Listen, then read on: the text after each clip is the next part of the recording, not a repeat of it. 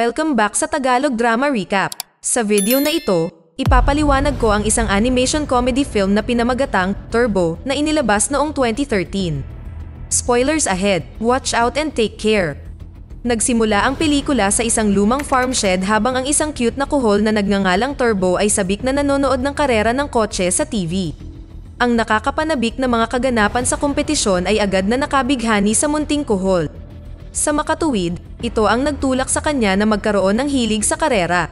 Dahil nabighani sa bagong sport, nag-set up si Turbo ng isang miniature track sa shed at nagsasanay dito araw-araw habang pinapantasya niyang nananalo siya sa isang high-speed na karera. Sa paglipas ng panahon, ang bagong natuklasang obsesyon na ito ay mabilis na nakakuha ng atensyon ng nakatatandang kapatid ni Turbo, na si Chet, na hindi sumasang-ayon sa libangan. Pinayuhan ni Chet ang naghahangad na maging racer na kalimutan ang kanyang imposibleng pangarap, dahil ang mga kuhol ay masyadong mabagal upang makipagkompetensya sa anumang sport. Bagamat paulit-ulit, hindi pumapasok sa kanyang utak ang mga salita ni Chet habang si Turbo ay nananatiling masigasig sa kanyang layunin at aktibong nagsasanay patungo dito. Isang araw, ang magkapatid na kuhol, kasama ang kanilang mga kaibigang kuhol, ay nagtungo sa isang kalapit na hardin upang mag-ani ng isang batch ng mga hinog na kamatis. Habang ginagawa nila ito, nahulog ang isang kamatis mula sa sanga nito at napadpad sa isang open field habang papalapit na ang isang lalaki dala ang kanyang lawnmower. Sa pag-aakalang hindi nila makukuha ang nahulog na kamatis sa tamang oras, lahat ng mga kuhol maliban kay Turbo ay piniling iwanan ito. Determinado na maisakatuparan ang kanyang mga pangarap sa karera, tumakbo ang aspiring sportsman sa kamatis habang papunta sa kanya ang mapangwasak na lawnmower. Nakalulungkot, ang isang mabagal na si Turbo ay hindi nakuha ang prutas sa oras at walang magawa kundi tumingin habang siya ay ilang segundo mula sa banta ng lawnmower. Sa kabutihang palad, si Chet ay namagitan sa huling minuto at binuksan ang isang hose ng tubig na bahagyang tinulak si Turbo palayo sa panganib.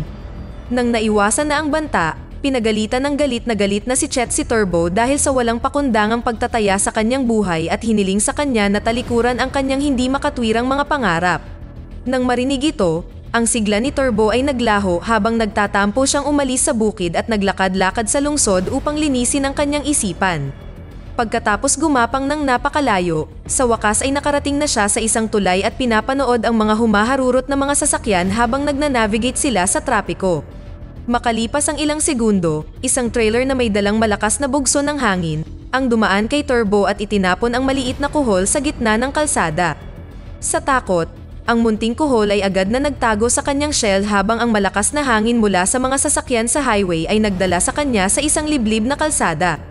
Pagkatapos ng ilang pagbagsak, sa wakas ay bumagsak si Turbo sa isang hindi kilalang bagay na sa pag-inspeksyon ay lumalabas na isang sports car.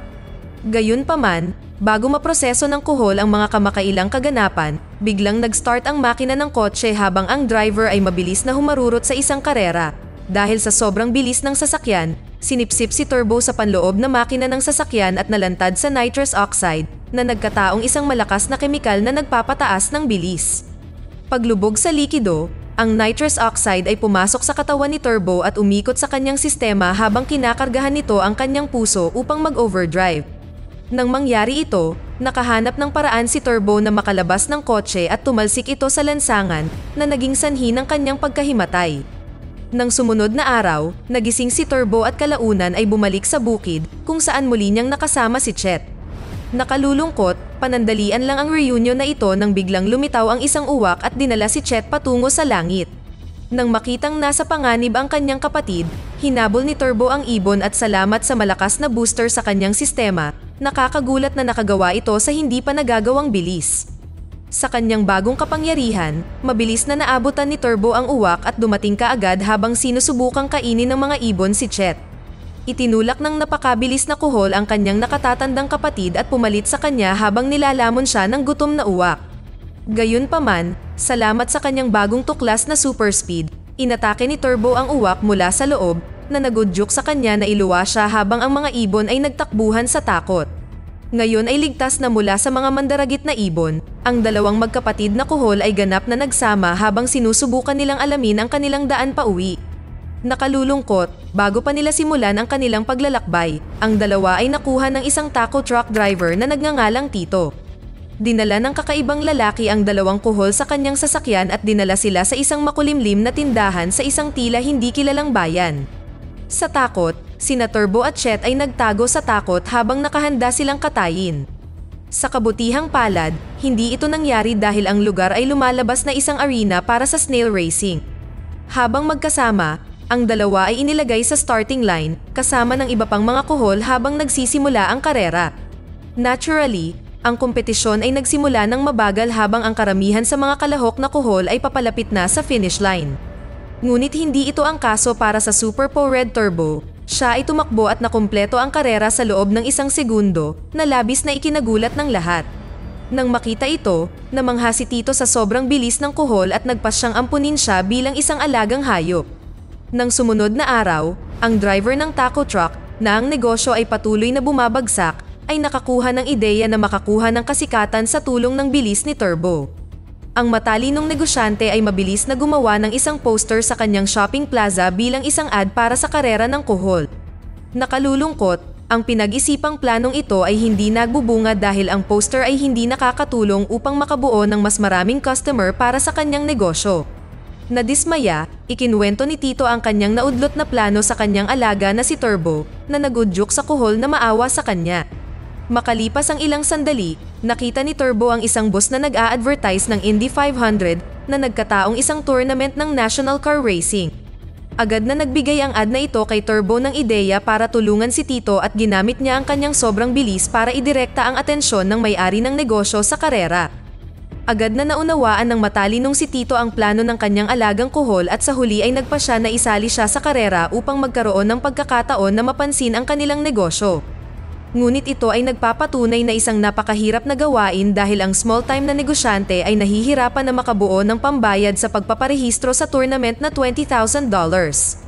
Palibhas ay may malaking pananalig sa mga kakayahan ni Turbo. Nakipagkita si Tito sa kanyang kapatid at kasamang may-ari sa negosyo na si Angelo at sinabi sa kanya ang ideya. Ang umaasang negosyante ay nagmungkahi na i-invest nila ang kanilang mga naipon para sa pag-sponsor kay Turbo na binabanggit na mabilis silang makikilala sa tulong ni Turbo.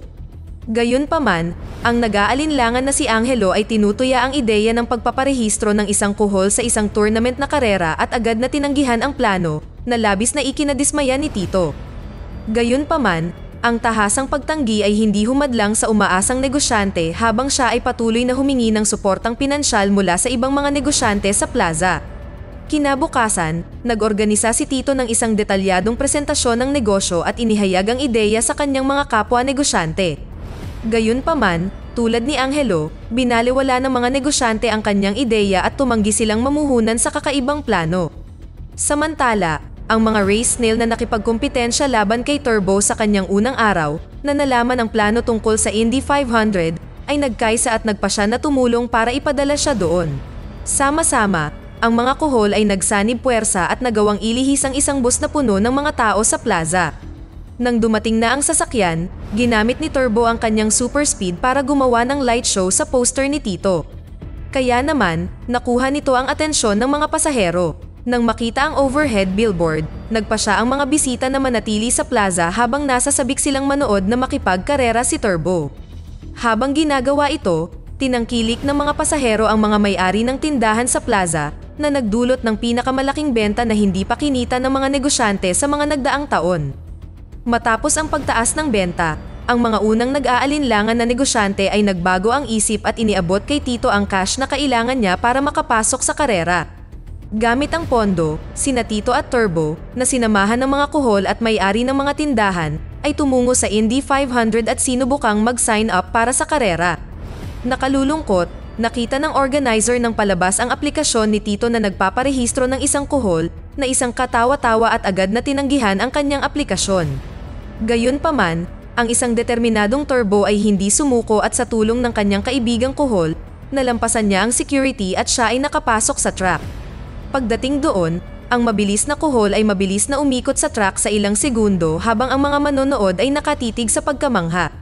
Kabilang sa mga ito ay isang nagtatakang batang lalaki na nagre-record sa bilis ni Turbo sa track at nag-post ng video sa internet. Sa lalong madaling panahon, ang clip ay naging isang pandaigdigang sensasyon dahil maraming tao ang namangha sa hindi natural na bilis ng kuhol. Dahil sa viral video, nag-organisa ng emergency press conference ang chief owner ng Indy 500 at nag-aatubiling pinahintulutan si Turbo na makipagkarera pagkatapos magmakaawa ang nabighaning publiko. Sa sumunod na araw, ang Indy 500 ay nagsimula habang libo-libong tagahanga ang dumating sa stadium upang panoorin ang iginagalang na kompetisyon. Habang pumupunta ang mga racer sa kani-kanilang pwesto, si Gagna, ang paborito ng mga tagahanga at defending champion, ay tumungo sa starting line sa kakaibang paraan habang ang mga tao ay naghihiyawan sa kanilang idol. Makalipas ang ilang sandali, dumating din si Turbo sa eksena at pumwesto habang binabati siya ng swerte ng kanyang mga kaibigan. Makalipas ang ilang sandali, opisyal na nagsimula ang karera habang pinapagana ng lahat ng mga kalahok ang kanilang mga makina at pinatakbo sa pinakamabilis. Si Turbo, na hindi pa nakasali sa isang opisyal na kompetisyon, ay kinakabahan at nababalisang pinagmamasdan ang mga manonood, kaya naging dahilan ito para bumagal siya. Sa kabutihang palad, ang matapang na kuhol ay hindi hinayaan na matalo siya ng pressure at kalaunan ay humarurot at tinapos niya ang una sa 200 lap ng tournament. Para sa unang ilang lap, si Turbo ay gumagalaw ng maayos sa track. Gayunpaman, mabilis na umikot ang mga bagay dahil ang hindi protektadong kuhol ay naiipit ng mga racing cars. Dahil sa kanyang liit, nagpupumilit si Turbo na makahanap ng isang tiyak na espasyo habang umiiwas siya sa mga racing cars upang maiwasang madurog ng kanilang mga gulong. Ang patuloy na pagmamaniobra ay nagdudulot sa kanya na mahuli at siya ay nagpahinga sa ika-30 lap. Agad siyang tinulungan ng mga kuhol na kaibigan ni Turbo habang naghahatid sila ng mabilis na pag-aayos kasabay ng masiglang usapan. Sa pakiramdam na na-refresh at armado ng nakapagpapatibay na mga salita ng kanyang mga kaibigan, muling pumasok si Turbo sa karera ng may bagong sigla at motivation. Sa pagkakataong ito, sa halip na matakot sa mga sasakyan, ginamit ng super kuhol ang kanyang maliit na sukat sa kanyang kalamangan. Ang isang nakakatawang turbo ay umabot sa mga humaharurot na sasakyan sa pamamagitan ng pagpunta sa ilalim ng mga ito at nagpapadulas din sa mga dingding sa gilid upang lampasan ang mga driver sa mga gilid ng track. Gamit ang diskarting ito, mabilis niyang nalampasan ang ilang iba pang mga racer at kalaunan ay nakapasok siya sa top 10 habang pinapasaya siya ng mga manonood. Pagkatapos ng ilang minutong karera, sa wakas ay napunta si Turbo sa pangalawang pwesto habang desperado na sinusubukang lampasan si Gagna para sa lead spot. Nakalulungkot, ang makasarili na kampyon ay gumawa ng isang masamang paggalaw at itinulak si Turbo sa isang gilid na puno ng mga marmol. Ang masamang aksyon na ito ay naging sanhi ng pagtama ng kuhol sa isang pader at sa huli ay nasira ang shell nito. Dahil nasugatan, lumabo ang paningin ni Turbo habang walang humpay siyang nagpupumilit na maabot ang kanyang racing station. Pagdating doon, sinalubong siya ni Tito kasama ang iba pa niyang mga kaibigan na nag-aalala sa kanyang mga sugat. Nang makita ang kanyang nasugatang shell, pinag-isipan ng nag-aalalang may-ari ng alagang hayop na magbitiw si Turbo sa kompetisyon. Ngunit, ang determinadong kuhol ay tumangging sumuko at mabilis na pumasok muli sa karera. Puno ng paninindigan, binilisan ni Turbo sa hindi pa nagagawang bilis at hindi nagtagal ay nabawi niya ang dating posisyon sa second place habang nakikipag head-to-head siya sa defending champion. Tulad ng dati, sinubukan ni Gagna na iligpit si Turbo sa pamamagitan ng pagtulak sa kuhol sa isang sulok. Gayunpaman, nahulaan ito ng bihasang Turbo at nilampasan ang masamang kalahok sa pamamagitan ng pag-slide sa mga dingding ng track habang matalino niyang naabutan ang kampyon. Ngayon ay papasok na sa huling lap, si Turbo ay tumakbo sa pinakamataas na bilis habang pinapanatili niya ang kanyang pangunguna habang si Gagna ay desperado na nagpupumilit na makahabol. Nang malapit na si Turbo sa finish line, si Gagna ay gumawa ng isang lubhang mapanganib na galaw at nagmaneho sa track corner upang maabutan ang kuhol. Nakalulungkot, ito ay nabigo habang ang mga marmol na nagkalat sa mga gilid ng track ay nabutas ang kanyang mga gulong, na naging dahilan upang siya ay mabangga at maalis ang lahat ng iba pang mga racer. Nag-iwan din ito kay Turbo ng isang matinding pinsala dahil ang pagbangga ay nag-iwan ng napakalaking butas sa kanyang shell, na sa huli ay naging sanhi ng pagkawala ng kanyang kapangyarihan. Nawasak ng aksidente at may ilang metro na natitira sa karera, nawalan ng pag-asa si Turbo at tahimik na nagtago sa kanyang shell habang ang mga manonood ay nanonood sa pagkabigo. Nang makita ito, si Chet, kasama ang iba pang mga kuhol, ay tumungo sa isang nalulumbay na Turbo at binigyan siya ng isang nakasisiglang pananalita na nagpasaya sa kanya. Nang maibalik ang kanyang kumpiyansa, bumalik si Turbo sa karera at dahan-dahang gumapang patungo sa finish line habang pinapalakpakan siya ng karamihan. Gayunpaman, Bago makumpleto ng nasugatang kuhol ang karera, hinawakan ni Gagna ang kanyang sasakyan at hinila ito habang naglalakad siya patungo sa finish line. Ilang pulgada na lang ang natitira sa endpoint, ibinigay ng parehong racer ang lahat ng mayroon sila habang masakit silang sumusulong. Habang nangunguna, gumapang si Turbo ng mabilis hanggat kaya niya hanggang sa finish line, ngunit hindi nagtagal ay naabutan siya ng masamang si Gagna at tinapakan ang kuhol sa pagtatangkang patayin ito. Sa kabutihang palad, nakabalik si Turbo sa kanyang shell sa huling segundo at gumulong pasulong habang papalapit siya sa endpoint. Desperado, sinubukan ni Gagna na pigilan ang nangungunang kuhol sa pamamagitan ng paglundag dito. Gayunpaman, ang kanyang huling pagtatangka ay huli na dahil hindi niya naabutan si Turbo at nakarating sa finish line. Nang makita ito, agad na nagpalakpakan ang mga tao habang idineklara ng mga opisyal ng karera si Turbo bilang panalo. Pagkatapos ng karera, isang pagdiriwang ang naganap at si Turbo ay opisyal na kinoronahan ng Indy 500 bilang kampyon habang siya at ang kanyang mga kaibigan ay nagsaya sa pagdiriwang. Makalipas ang ilang linggo, bumalik ang grupo sa shopping plaza at gaya ng hinulaan, ang panalo ni Turbo ay umakit ng malaking bilang ng mga customer para sa mga negosyante sa plaza. Nagtatapos ang pelikula nang makarecover na ngayon si Turbo at ang iba pang mga kuhol ay nag-organisa ng isang huling karera habang sila ay sama-samang tumakbo patungo sa finish line. Dito na nagtatapos ang kwento. Sana ay nagustuhan nyo. Mag-subscribe na kung hindi ka pa nakasubscribe, pindutin na rin ang notification bell at like button upang matulungan ang channel, and leave a comment down below. And as always, thank you for watching.